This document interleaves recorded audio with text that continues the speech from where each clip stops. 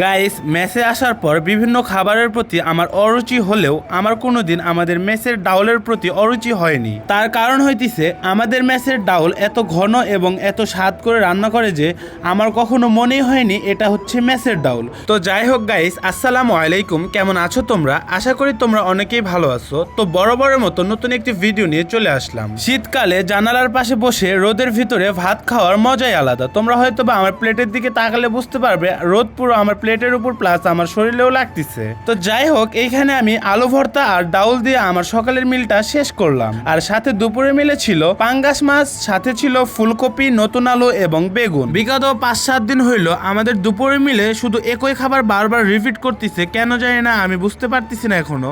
এখন এখানে আমার কিছু করার নেই, আমাদের মেসের ম্যানেজার যা করবে তাই আমাদের খেতে হবে। তো যাই হোক গাইস, আজকের মতো ভিডিও এই পর্যন্ত। আশা করি ভিডিওটি তোমাদের ভালো লেগেছে।